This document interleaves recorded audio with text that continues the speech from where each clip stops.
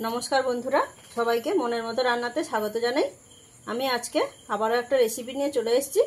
आजके किन्तु कोनो रान्नार रेसिपि नय, आजके एकटा मुखरोचक रेसिपि, सेटा हच्छे आलू काबली। तो बंधुरा आमी एई आलू काबली रेसिपिटा किभाबे करलाम आपनारा प्रथम थेके शेष पर्यन्त भिडियोटा पुरो भिडियोटाई जुड़े थाकुन, स्किप ना करे देखते थाकुन। आलू काबली बानानोर जन्य आमी एखाने सेদ্ধ आलू निये नियेछि। आमी एखाने 4 पिस मीडियम साइजेर आलू निये आलूगुलोके सेদ্ধ करे निये एरकम छोटो छोटो टुकरो करे केटे नियेछि। आर नियेछि शशा, गंधराज लेबू, धनेपाता कुचि और टमेटो कुचि। आर नियेछि पेंयाज कुचि, सेদ্ধ करे राखा मटर, काँचा छोला और सेদ্ধ करे नेওয়া छोला। आर नियेछि गोटा जिरे, मौरी, लवण, शुकनो लंका और गोटा धने। आर नियेछि काँचा लंका कुचि, बीट लवण, तेतुल गोला जल। प्रथमे कयेकटा आमी गोटा मशला भेजे नेब।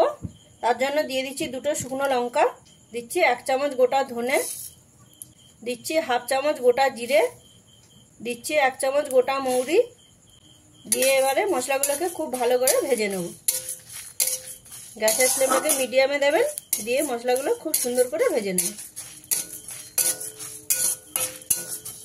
দেখুন মশলাগুলো খুব সুন্দর করে ভেজে নিয়েছি। এবারে নামিয়ে নিচ্ছি, নামিয়ে নিয়ে ঠান্ডা করে গুঁড়ো করে নেব। এবারে একটা জায়গা নিয়ে নিয়েছি, তাতে দিয়ে দিচ্ছি সেদ্ধ করে রাখা মটর, কাঁচা ছোলা দিচ্ছি, সেদ্ধ করে নেওয়া ছোলা দিচ্ছি, কাঁচা লঙ্কা কুচি দিচ্ছি, পেঁয়াজ কুচি দিচ্ছি, সেদ্ধ করে নেওয়া আলু। এবার দিয়ে দিচ্ছি টমেটো কুচি,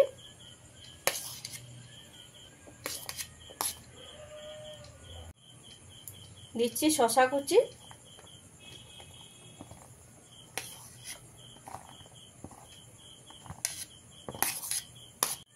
দিয়ে দিচ্ছি ধনেপাতা কুচি,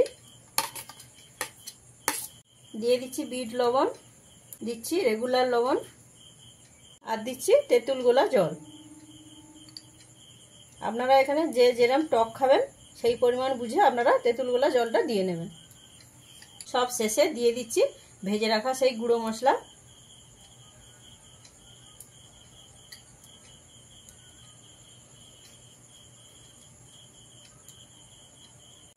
দেখুন বন্ধুরা জায়গাটা এখানে ছোট হয়ে গেছে, এখানে মাখা যাবে না, তাই আমি বড় পাত্রে করে ঢেলে নিচ্ছি।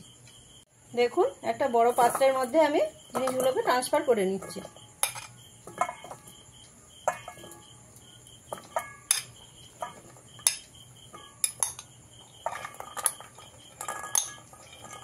এবারে আমি জিনিসগুলোকে খুব ভালো করে মেখে নেব। এইভাবে আলু কাবলিটা বানালে আলু কাবলির টেস্ট কিন্তু খুব সুন্দর হয়। আপনারাও চেষ্টা করবেন এইভাবে বানিয়ে নেওয়ার। আলু কাবলিটা বিকেলবেলা খেতে কিন্তু খুবই ভালো লাগে। তো বন্ধুরা আমি যেভাবে আলু কাবলিটা বানালাম আপনাদের অবশ্যই ভালো লাগবে। ভালো লাগলে চ্যানেলটাকে লাইক, শেয়ার এবং সাবস্ক্রাইব করে দেবেন। আর আলু কাবলির রেসিপিটা কেমন লাগলো সেটা কিন্তু আমাকে অতি অবশ্যই কমেন্টের মাধ্যমে জানাবেন।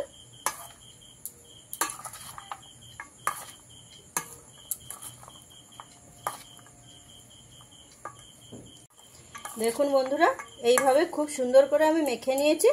এবারে সবশেষে কিন্তু একটা জিনিস দিতে হবে, সেটা হচ্ছে এই গন্ধরাজ লেবু। এই গন্ধরাজ লেবুর রসটা দিলে কিন্তু আলু কাবলিতে এত সুন্দর একটা স্মেল আসবে, আলু কাবলিটা খেতে খুবই ভালো লাগবে। তাই আপনারাও চেষ্টা করবেন এইভাবে গন্ধরাজ লেবুর রস একটু দিয়ে নেওয়ার। গন্ধরাজ লেবুর রসটা দিয়ে ভালো করে মেখে নিলেই কিন্তু আপনাদের আলু কাবলির রেসিপি কমপ্লিট।